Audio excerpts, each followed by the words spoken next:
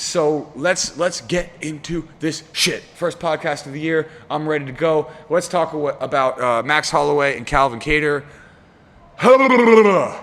What a fucking crazy fight. The first thing I want to start with is Max Holloway broke a new UFC record for strikes. I think he threw over Is there something on me? No. I thought you were. No, sorry. You were looking at me. You were like, and I was like, "What's on my face?" No, trying to remember things. I can't remember how to podcast, basically. Yeah, it feels new again, man. I kind of like it. It feels fresh. So anyway, Max Holloway threw 700. Can you do me a favor and look up the CompuBox, the official numbers? But it was, I remember in the fourth round them saying he'd thrown 600 and whatever the fuck, and I think he was averaging about 100 plus punches a round or strikes a round. So I mean, his output was ridiculous. I believe it's number one now all time. And I think he broke his previous record that he'd set when he fought Brian Ortega. Yeah, it was his own record that he broke, I know that. So, which is even crazy because now Ortega's fighting Volkanovski for the title. And, man, Max Holloway put on a pace the likes of which I've never seen in the history of MMA. You got some official numbers there? I'm just trying to find the actual stats for the fight. Okay, sure. I've got it, sorry. So I'll just keep breaking it down, but listen, this was crazy because I actually really gave Calvin Kattar a good chance going into this fight. He's got some of the best boxing in the division. His timing is really good. His boxing is superb. I mean, all of his fights, even the ones he lost, were extremely competitive. The fight with Zabit, for example, who's been out for a long time, but is... Yeah, what's that?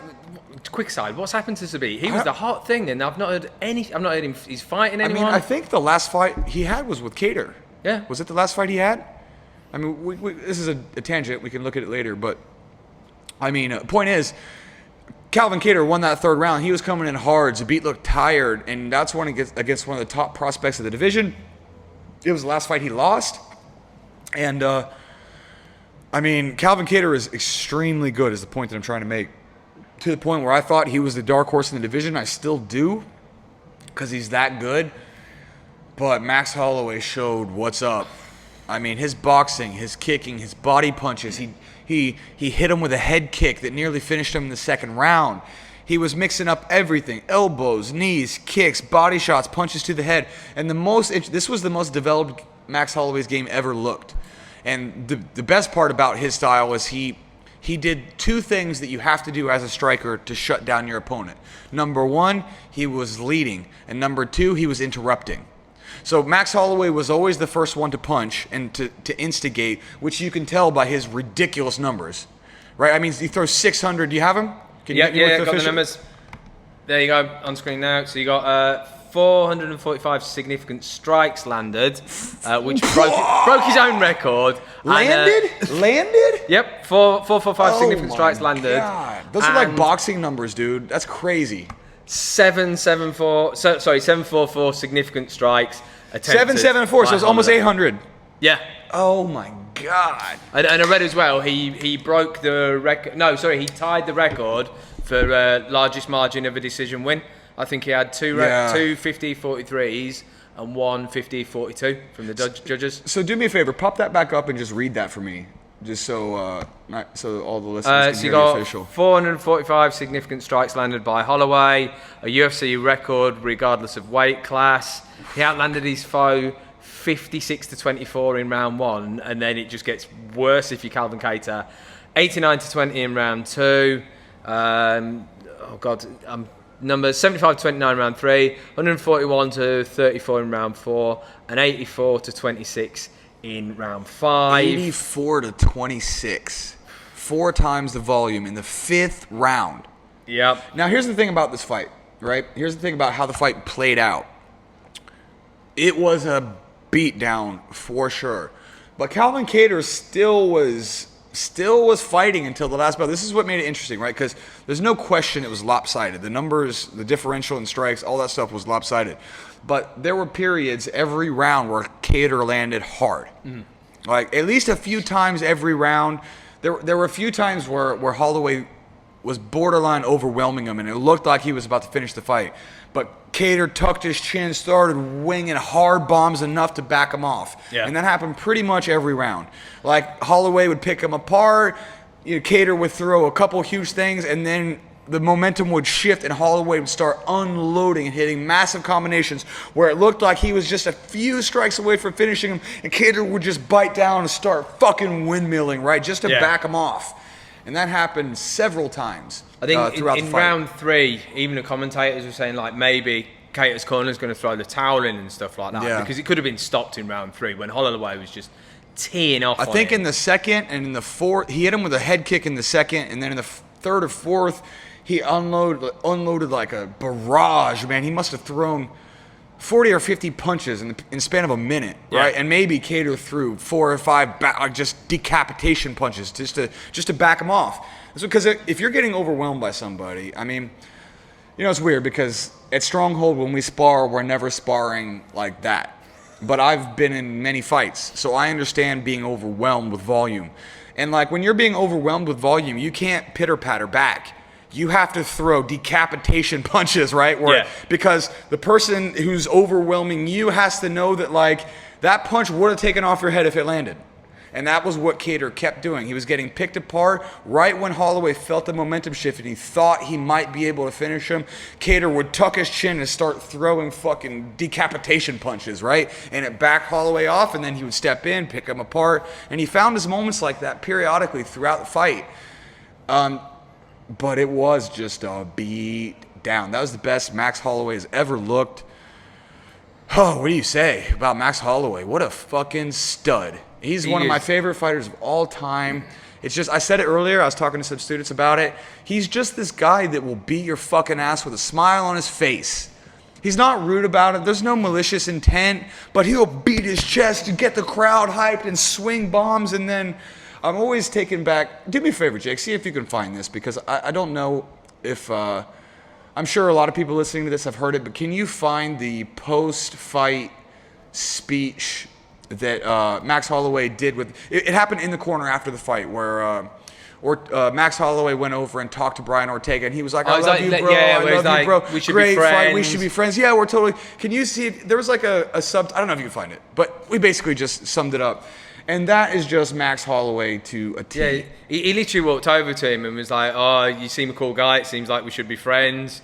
And he's like, yeah, we can totally be friends. And Ortega's like, okay. Yeah, he's like, I'll be your friend. He's like, yeah, man, we should be friends. He's like, I'll be your friend. And they just beat the shit out of each other. Fucking Ortega's head looked like the Elephant Man. Like, but which was the one as well where in one of the fights he just went in the middle in the last 20 seconds, like, here, throw down, let's Ricardo throw down. Lamas. Yeah, let's see what's up. When he fought Ricardo Lamas in the last 50, he was dominating that fight. Yeah. The only way he could have lost that fight is if he's like, okay, let's throw down and get clipped. Just because, man. Just because. See, I love Max Holloway. How can you not? What a fucking legend, man. And I thought, and it was the first podcast I did with you when he just lost to Volkanovski for the second time, and I actually thought he comfortably won that fight. I'm not saying the second one, right? Yeah, the second one. You thought Volko won the first one, right? Yeah, Volkanovski definitely won the first. I thought Holloway won the second one. I'm not saying it was a robbery, but I thought so too. Yeah. I think most people thought Holloway won the second one. Yeah. You know, so he's on a 2-fight losing streak, but not really, and then he puts in that performance. Yeah. It's just amazing. Well, I was saying earlier, I think to you, that if you're Max Holloway, it's difficult, right? Because let's say Volkanovski beats Brian Ortega, which I think that Volkanovski is the favorite. I think he'll probably win that fight. So what? So Max Holloway and Volkanovski are going to fight 3 out of 5 times for when Volkanovski's a champ? 3 out of his 5 title fights will be against Max Holloway. Yeah, that's weird. I mean, but the thing is, the fights were so close, and Max Holloway is such a fucking stud. People love him. He's super popular. He's getting more dominant against the fringe contenders than he was even when he was champ. In some contexts. I mean, he finished Aldo. Maybe that's not necessarily true, but damn, he looked good today. Yeah. I mean, just with fresh eyes, heat of the moment just happened today. So, but that's unless you like Conor McGregor, sleep Jose Aldo, like Flash, that is as dominant a win. That's as big a flex. 700 over significant strikes. The volume was ridiculous. He was barely even breathing hard at the end of it. He had so much energy left at the end of it. He was like, oh, if someone pulls out next week as well, I'm here. I may as well fight. You're like, stud. Yes. What a stud.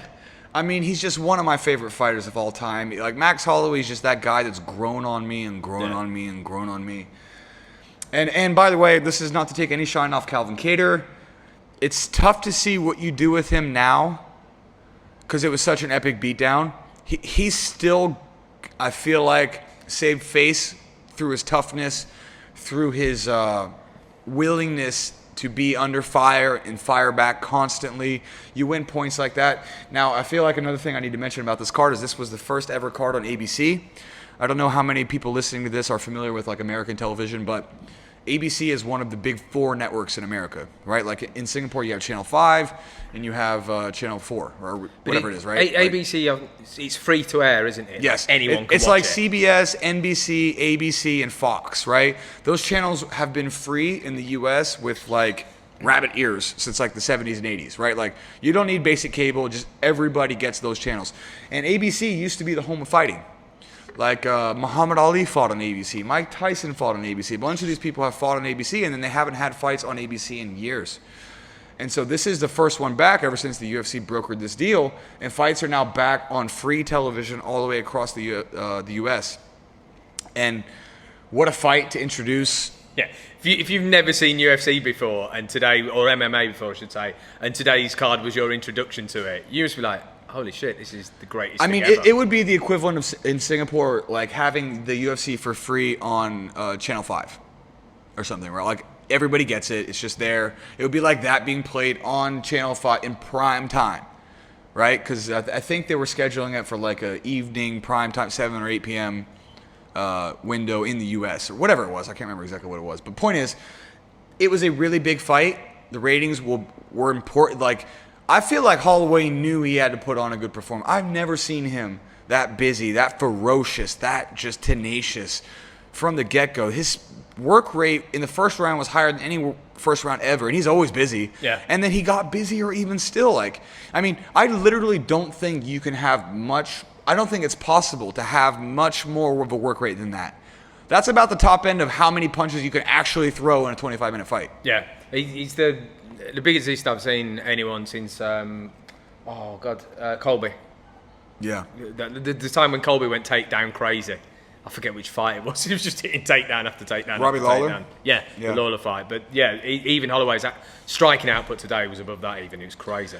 And one of the things is, I want to belabor this point a little bit. I know we've been talking about this for a while. We'll move on. But it was an amazing fight. I mean, it was incredible. And so I mentioned earlier about how Holloway was leading and he was countering. He was interrupting, right? This is the word I use, interrupting. So basically, let's say that you and I are fighting, or me and the listeners, or whatever, right? As I start to throw punches at you, every time that I lead, I have a slight advantage, right? Because I'm instigating the conflict, right? I'm bringing the fight to you. Now, if I'm going to lead, you have the option to counter, right? And this is one thing that Kattar wasn't doing enough consistently. He wasn't countering consistently. He also wasn't leading consistently. And this is where it gets tricky, right? Because Holloway was leading pretty much the whole fight. And then the few times that Kattar would either counter appropriately or he would choose to lead, Holloway was always interrupting him. Like, Kattar would step in, and then Holloway would interrupt him with punches, straight punches, kicks, body shots, whatever it was. So he would lead, and then when Kattar would counter, he would counter his counter, or he would lead, and then the very few times that Kattar would try to step in, he always had something to beat him when he came in. Yeah. So he's leading the dance, and when Kattar would try to establish some sort of offensive lead, he would be constantly interrupted. Always, for 5 rounds, for 25 minutes. I mean, it is scary to do that. It's tough to do that. He was just always ready. He was ready to step in and lead the dance. Anytime Kattar brought the fight forward, he would also interrupt him. Yeah. That is so frustrating to feel, because literally what's happened is, you know, I also mentioned it earlier about what it feels like to have somebody do that to you.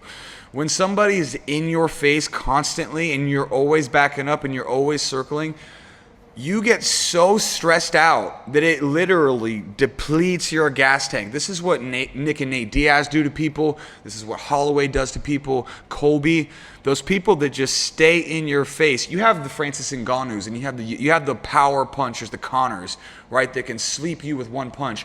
And then you have those guys that just stay in your face, and it's death by 1,000 cuts. Right? It's just like getting 1,000 paper cuts. Ultimately, you get 1,000 paper cuts, you're going to bleed to death. Right, and that's what it was, and you just see him constantly interrupting you.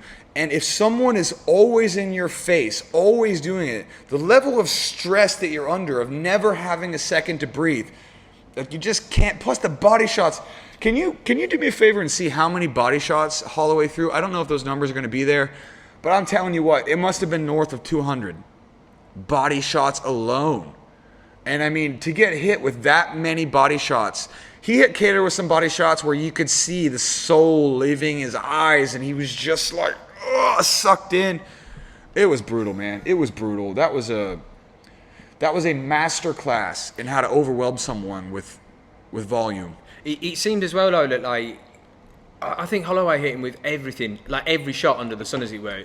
He was going to the body with body shots, kicking to the body, kicked him in the head, elbowed him to the face, elbowed him to the body, hit him in the face. Like every single strike you could think of, he seemed to land in that fight. And Kattar must have been like, what the hell? Like, what do I block? What do I do? And it exposed, and this is, I think, the real story of the fight. It exposed a tactical error as well as a technical error for Calvin Kattar, right? Because he thought he was the better boxer. A lot of people did. I thought he was the better boxer.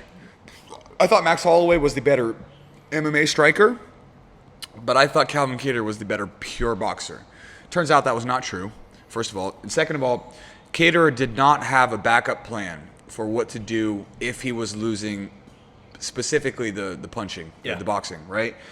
And, if you look at Volkanovski, how he fought Holloway, and you look at how other people have fought Holloway that beat Max Holloway, I mean, honestly, the only person to ever outbox Max Holloway are Conor McGregor and Dustin Poirier. Yeah. That's it. They're the only people that could actually beat him. And Conor mixed in takedowns. Conor was able to get takedowns. Volkanovski was able to get takedowns. He was also able to clinch him and stick him up against the fence, which was a big story in both fights with Volkanovski, because in both fights, Holloway was coming on. In both fights, there were periods where his volume started to overwhelm Volkanovski, right? But he would clinch him. He would pin him against the cage. He would leg kick him when he tried to step in. He had intercepting things to do. The thing is, when Holloway comes in, when he closes the gap and tries to get close enough to touch you, Volkanovski kept kicking his legs. Then, when he wasn't kicking his legs, he would slip clinch, pin him up against the cage. Yeah. So he would either stuff him, he would either smother him with clinching when he came inside, or he would kick his legs when he came inside. So he had tactics set up if the boxing wasn't working. And Conor McGregor did the same thing. He was beating him on the feet, but remember, he tore his ACL in the fight, and then he switched to takedowns. And it worked. I mean, who the fuck takes down Max Holloway these days? But Conor was able to. It was earlier on, blah, blah, blah. I know all that shit, right? But still, nonetheless. And then with Dustin Poirier, Holloway was still landing. He was pitter-pattering, but Poirier was actually able to land the power punches consistently, which Calvin Kattar was not able to do. Yeah. Poirier just had a huge power advantage, it seemed, in that Holloway. And by the way, as well. if we're talking about legends and beasts, Dustin motherfucking Poirier, we're going to get to him shortly. But, Jesus, what a beast, man. Dustin Poirier is one of the most underrated, I'm on a tangent. We'll get to Dustin Poirier. Let's finish Let's finish this one first. Yes. This covers I get excited, dude. 2021, dude. The UFC in January is fucking sweet. I'm fanboying hard right now on this. I'm vibing from this fight. I was watching it on the edge of my seat.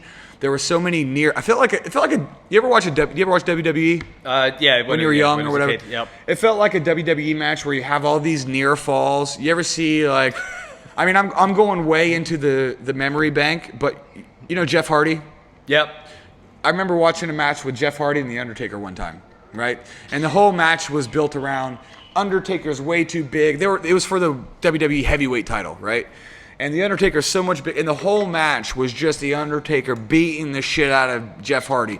And there were like 6 near falls. Like he would choke slam him, and then Jeff Hardy would kick out. And then he would fucking hit him with the last ride, and then he would kick out. And then he would tombstone him, and he would kick out.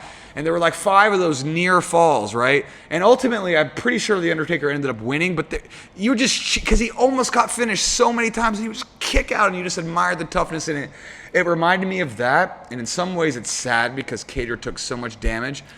But like, shit, you gotta respect the hustle of a man who literally, from the brink of defeat, always came back. And it's like, win, lose, or draw, everybody respects that. Yeah, it was. I think it could have been stopped in the third when he was absolutely getting leathered, but And He in hung in hindsight, there. it may have been better Yeah. that it would have been stopped earlier. But his corner gave him the benefit of the doubt. He clearly, the one thing about Holloway is you always feel someone's got a puncher's chance against him as well. Like, he does leave himself open. He does get hit. He does get hit. So But- you can understand why the corner didn't throw in the towel. But the other most interesting stat, I don't know if you heard this stat during the broadcast, Max Holloway has had more rounds, more cage time, and more strikes thrown at him and never been knocked down than anybody in UFC history. He's never been knocked down. In all of his fights, with all the strikes, I mean, Jesus, with this fight, how many strikes? I don't know if you can look this up. Can you look up how many strikes Max Holloway has thrown in his entire career? I can try. I mean, this might be a shot in the dark, but I mean, 700 in this one fight. So with his whole UFC career, I mean, he must be several thousand strikes deep. Like many thousands of. I'm sure you can't find that number. No. Right? Yeah, I mean, that's a super weird thing to look up. But anyway, I don't want to belabor this point too much more because we got so much more things that we need to cover. But geez, what a legend, man. Max Holloway he reminds me of Tommy Hearns a little bit, right? Like the legendary boxer. Just, what a fucking dog.